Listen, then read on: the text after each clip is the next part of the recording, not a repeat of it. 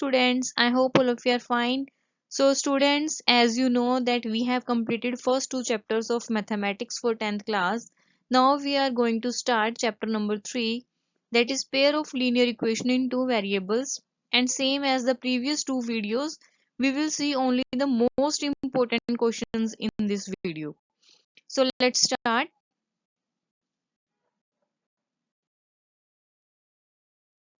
तो स्टूडेंट सबसे पहले हमें इसके लिए ये पता होना चाहिए कि हमारी जो लाइंस हैं या पेयर ऑफ लीनियर इक्वेशन है उनसे हम कौन कौन से कंक्लूजन ड्रॉ आउट कर सकते हैं।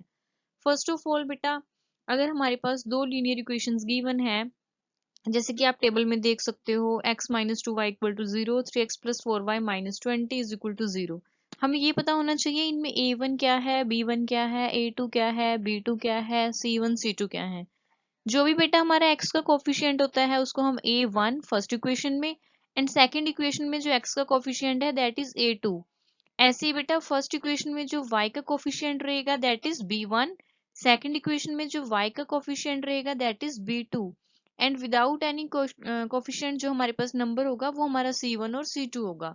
तो सबसे पहले इंटरसेक्टिंग लाइंस के लिए हम चेक करेंगे if our a1 by a2 is not equals to b1 by b2।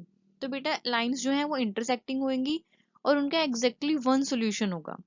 ऐसे ही अगर हमारे पास a1 by a2 equals to b1 by b2 equals to c1 by c2 होता है तो लाइन कोइंसिडेंट होती हैं और इनफाइनाइटली मैनी सॉल्यूशंस होंगे।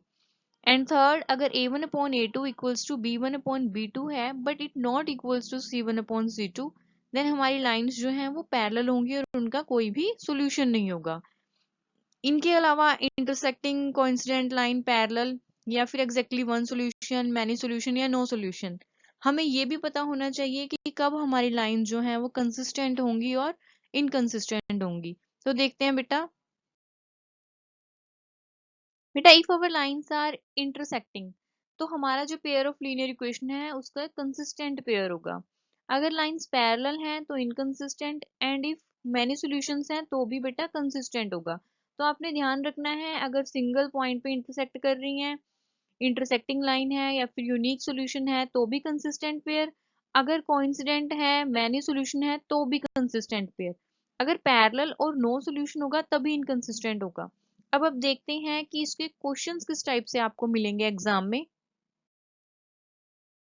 क्वेश्चन है बेटा, find the value of k for which the system of linear equations x plus 2y equal to 3 and 5x plus ky plus 7 equals to 0 is consistent.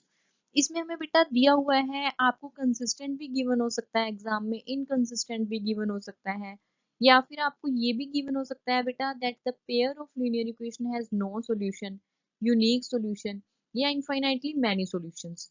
तो सारे questions बेटा same type से करने हैं, जो हमने अभी कंडीशंस लर्न करी हैं उनके बेस पे होंगे।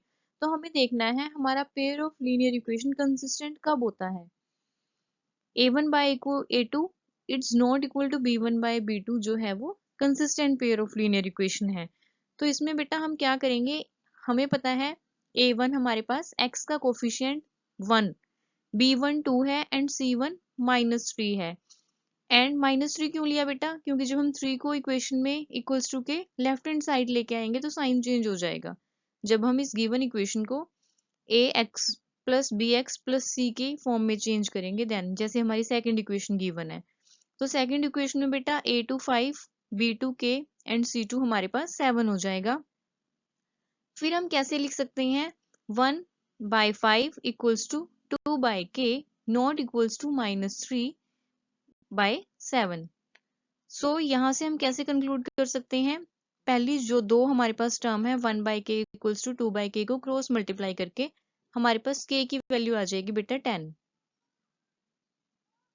नेक्स्ट क्वेश्चन देखते हैं, determine the value of a for which the given system of equations has infinitely many solutions। इसमें बेटा आपको दो इक्वेशंस गिवन है लेकिन इसमें इन्होंने ये कह दिया कि इनफाइनाइटली मैनी सॉल्यूशंस हैं। तो सबसे पहले हमें पता होना चाहिए कि इनफाइनाइटली मैनी सॉल्यूशंस कब होते हैं, जब a1 by a2 equals to b1 by b2 equals to c1 by c2 हो।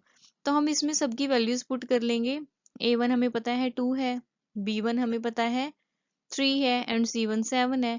ऐसे ही a2 b2 और C2 की वैल्यू पुट कर लेंगे। अब इसमें देखो बेटा 3 टर्म्स आ गई आपके पास, तो पहले फर्स्ट 2 टर्म्स को सॉल्व करेंगे, फिर लास्ट 2 टर्म्स को सॉल्व करेंगे।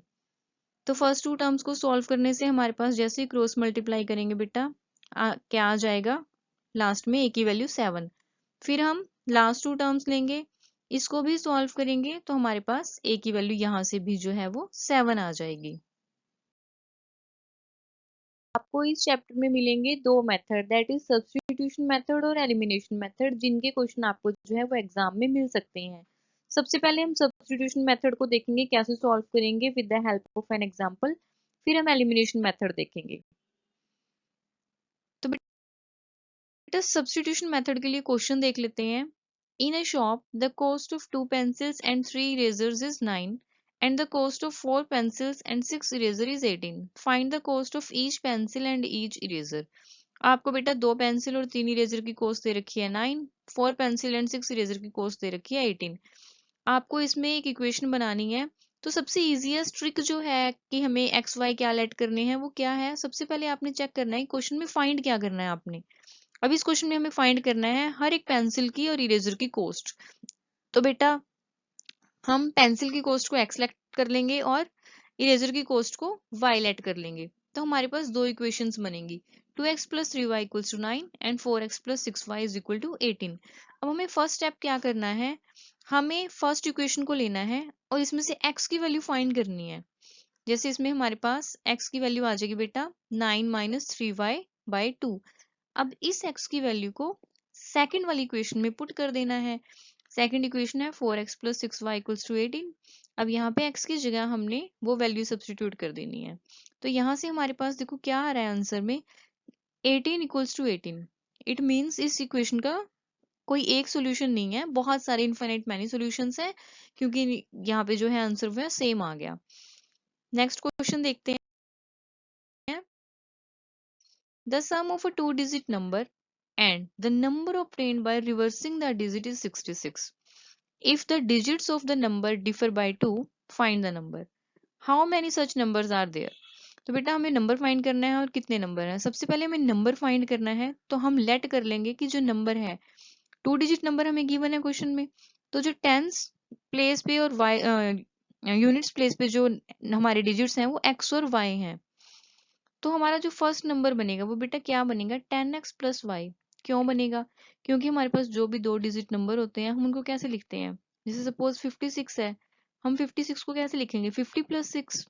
तो ऐसे ही हमारा जो ये नंबर बनेगा वो 10x + y बनेगा। फिर जब हम इन नंबर्स को रिवर्स कर देते हैं, क्योंकि क्वेश्चन में हमें गिवन है कि जो 2 डिजिट नंबर है, फिर जो उसको रिवर्स करके डिजिट्स को हमें नंबर मिल रहा है, उन दोनों का सम 66 है। तो बेटा हमारे पास y और x रिवर्स हो जाएंगे, तो 10y + x आ जाएगा। फिर गिवन कंडीशन के अकॉर्डिंग इन दोनों का सम जो है वो 66 है। यहाँ से बेटा हम सॉल्व कर लेंगे, हमारे पास इक्वेशन आ जाएगी x + y = 66। फिर हमें गिवन है कि जो डिजिट्स हैं उनका डिफरेंस 2 है। तो बेटा इसमें हमारे पास या तो x - y = 2 होगा या फिर y - x = 2 होगा। तो बारी बारी हम इन दोनों इक्वेशंस को सॉल्व करके जो है x और y की वैल्यू निकाल लेंगे।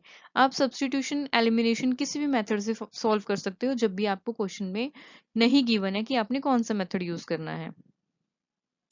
तो इसमें हमारे पास दो नंबर आए 24 एंड 42। नेक्स्ट क्वेश्चन देखते हैं बेटा। The ratio of incomes of two person is 9:7 and the ratio of their expenditure is 4:3. If each of them manages to save 2000 per month, find their monthly income. Income की ratio दे रखी है बेटा और expenditure की ratio दे रखी है। कह रहे हैं वो हर साल 2000 रुपीज सेव भी कर पा रहे हैं, सॉरी हर मंथ। तो हमें मंथली इनकम फाइंड करनी है। तो बेटा सबसे पहले हमें जो रेशोज गिवन है हम इनकम को एक्स डिनोट कर लेते हैं और उसके एक्सपेंडिचर को हम वाई। तो हमारी इनकम क्या हो जाएगी 9x + 7y और एक्सपेंडिचर हो जाएंगे बेटा 4y एंड 3y। तो इक्वेशंस क्या बन जाएंगी, सेविंग कर रहे हैं वो, मतलब अपनी इनकम में से कुछ खर्चा करने के बाद 2000 बचा रहे हैं। तो 9x - 4y = 2000 and 7x - 3y = 2000। तो हमें एलिमिनेशन मेथड को देखते हैं कैसे यूज करते हैं। एलिमिनेशन मेथड में हमने क्या करना होता है, या तो हम दोनों इक्वेशंस के x वाले कोफिशिएंट्स को सेम कर लेंगे या दोनों इक्वेशन के y वाले कोफिशिएंट को सेम कर लेंगे। अब इस क्वेश्चन में हमारे पास y वाले कोफिशिएंट जो है वो स्मॉल डिजिट्स हैं, तो हम इनको सेम कर लेते हैं। अगर आपको ज़्यादा थिंकिंग में नहीं भी पढ़ना है तो आपने करना क्या है, जस्ट जो फर्स्ट वाली इक्वेशन का y कोफिशिएंट है उसके साथ सेकंड वाली इक्वेशन को मल्टीप्लाई कर देना है, और जो सेकंड वाली इक्वेशन का y कोफिशिएंट है उसको फर्स्ट वाली इक्वेशन के साथ मल्टीप्लाई कर देना है। तो इस केस में हमने फर्स्ट वाली इक्वेशन को 3 से मल्टीप्लाई करना है एंड सेकंड वाली इक्वेशन को 4 से मल्टीप्लाई करना है। तो मल्टीप्लाई करने के बाद बेटा जो हमारे पास रिजल्ट आएगा हम उसको मार्क कर देंगे नंबर 3 एंड नंबर 4। फिर हमने इन दोनों को सब्ट्रैक्ट कर लेना है। सब्ट्रैक्ट करने से क्या होगा, जो सेम कोफिशिएंट्स हैं वो कट जाएंगे और हमारे पास एक कोफिशिएंट सेम जो वेरिएबल है वो कट हो जाएंगे बेटा। तो हमारे पास जो है एक ही वेरिएबल x रह जाएगा, उसको हम सॉल्व कर लेंगे इजीली। जैसे ही x की वैल्यू आती है बेटा फिर दोनों में से किसी भी इक्वेशन में पुट कर देंगे तो हमारे पास y की वैल्यू जो है इसमें वो आ जाएगी। नेक्स्ट क्वेश्चन देखते हैं।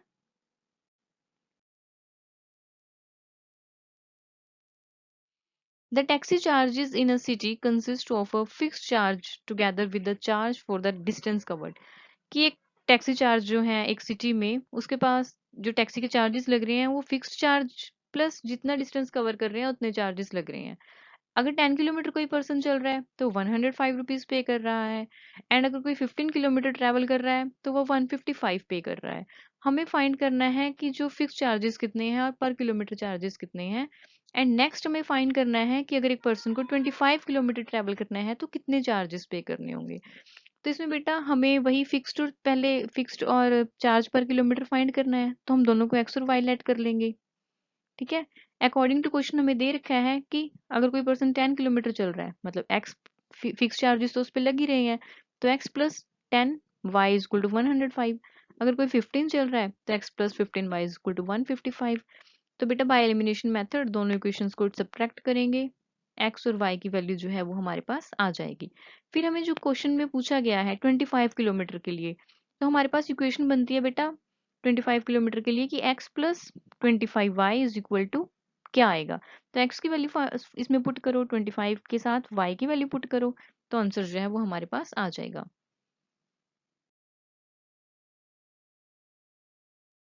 नेक्स्ट क्वेश्चन है बेटा 5 years ago Noori was thrice as old as Sonu.